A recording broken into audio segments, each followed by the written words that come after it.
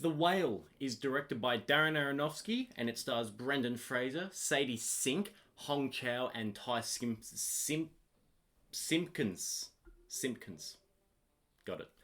And it is about a morbidly obese man who is obese. He's really fat, and he wants to reconnect with his estranged teenage daughter and just mend a few things that happened in their past. So it's him trying to reach out to Brendan Fraser, trying to reach out to his daughter, played by Sadie Sink, trying to mend.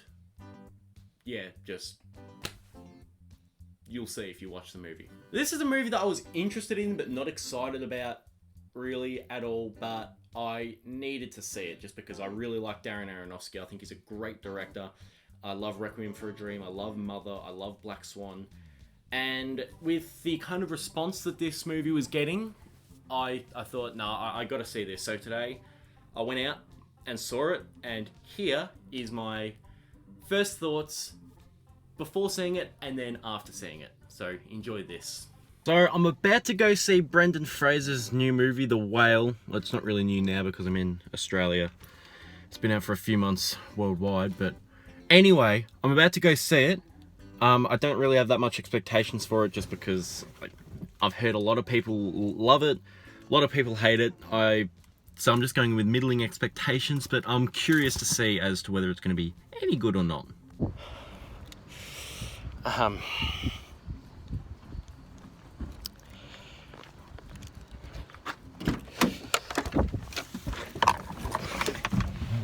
Jesus fucking Christ.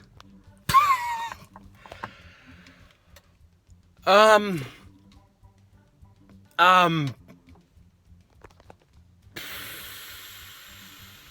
starting off with the two big positives. One, Brendan Fraser. He's amazing in this movie. This isn't just hype because it's his comeback role. He's fantastic. He really, really puts just every single thing he has into this role. It's like he's never going to act again. You can just tell that he's just fully embodied in this character. He's so good.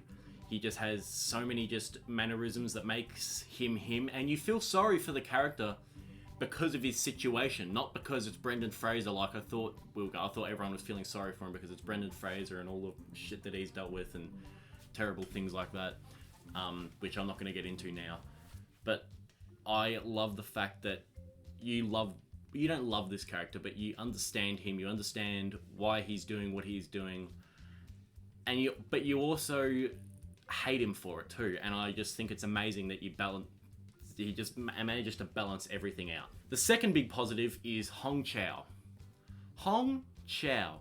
She was great in The Menu, and she was even better in this. I thought she was brilliant. I was just in awe of her.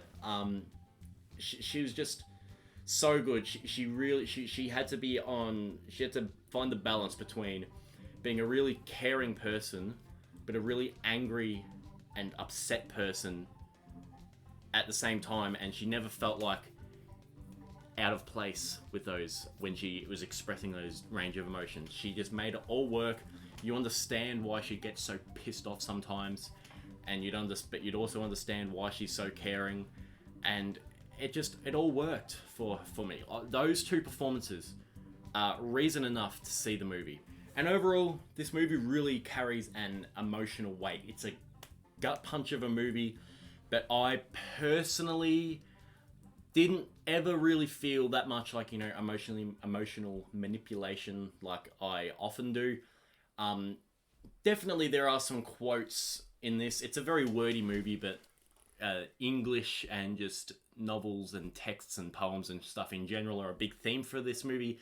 So I think a lot of those powerful, meaningful quotes don't come off as contrived and stupid. They serve a purpose to the story and they work. And overall, I really did. By the end of this movie, you were really kind of sucked into it. And I was in the theater with about 5 other people, and I could hear about 3 people just fucking sobbing, myself not included. But it was a really good movie overall with the performances and just the weight of things side. And the final scene is just terrific. It's the best part of the movie for sure. And yeah, I think I think those positives make it worth seeing for yourself. Now moving on to the kind of mixed sides of this movie.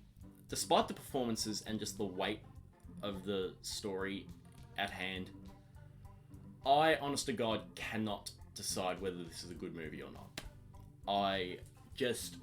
It has its great parts, but like Aronofsky often does, he makes metaphors a big part of his story, and sometimes it works, like for example in Mother, for me that really worked.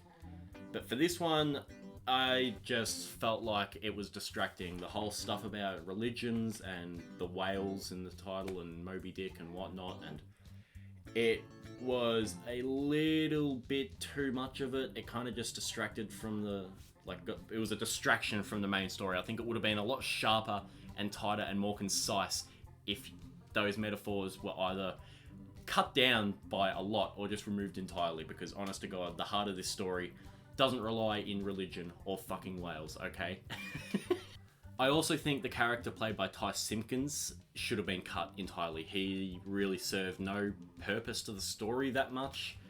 He kind of did it a little bit, but like not nearly enough to warrant the amount of screen time he had. This movie is nearly 2 hours long, and for a movie that's as emotionally draining and exhausting to watch, his scenes just really just dragged it out. It's just, I didn't think they were necessary. And I also find it strange that a movie that so heavily promotes love and solidarity in oneself and being who you want to be and living the life you want to do tries to convey its message not so much by showing the positive sides of living your own life and being yourself, but by showing the consequences of it. I just found it really strange, and that I'm just not sure how I feel about that. Like, Brendan Fraser's character in this so much just gets fucking hammered with abuse and stuff like that. And I'm not really sure what this movie is trying to say. It seems to be promoting empathy and whatnot like that, but it just, so much of it shows the consequences. And it just, I don't know. I understand that saying, hey, look, being hateful is bad, you should live the life you want. But some of these characters are living the life they want and are still suffering. Like, I'm